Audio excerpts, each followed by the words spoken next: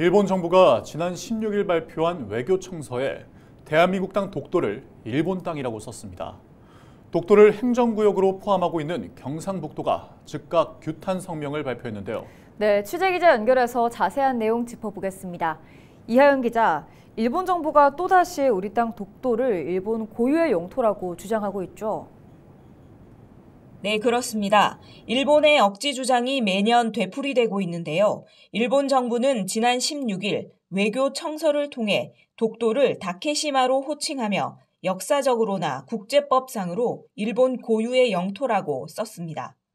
외교 청서는 일본 외무성이 매년 4월에 최근 1년간의 국제 정세와 일본 외교 활동을 기록한 공식 문서인데요. 올해도 어김없이 역사 왜곡 주장을 펼쳤습니다.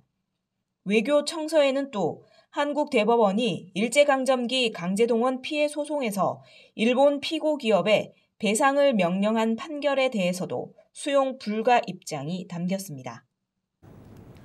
네, 일본 정부의 거듭되는 역사 왜곡 주장에 경상북도가 항의를 했다고요?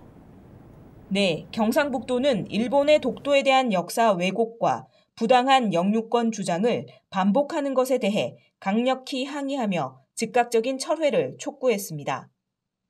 이철우 지사는 규탄 성명을 통해 경상북도 울릉군 독도를 관할하는 도지사로서 독도는 역사적, 지리적, 국제법적으로 명백한 대한민국 고유의 영토이며 독도에 대한 일본의 부당한 주장에 대해서는 단호하고 엄중하게 대응할 것임을 분명히 한다고 밝혔습니다.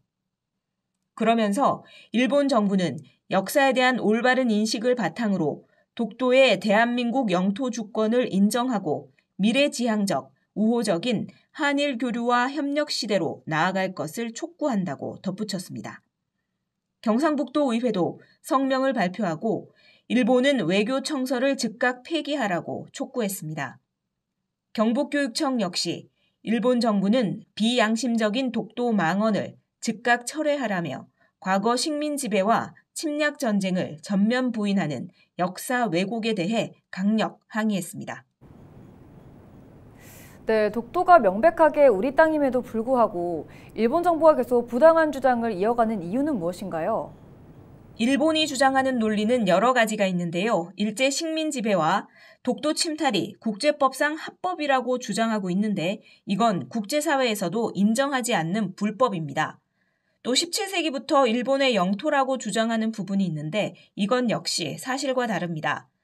1693년 조선 숙종 때 어부 안용복이 일본 어부와 조업권을 두고 대립하다 일본 땅에 끌려간 일이 있었는데요. 이때 안용복이 울릉도와 독도가 조선 땅임을 주장하면서 이후 일본은 독도가 조선의 영토임을 인정하게 됩니다. 그 밖에 17세기 중엽 일본 고문서인 은주시청 합기, 1877년 일본 태정관 지령 등에도 독도가 일본의 영토가 아님을 공식적으로 인정하는 내용이 담겨 있습니다. 네, 여기까지 듣겠습니다. 지금까지 이하연 기자와 이야기 나눴습니다.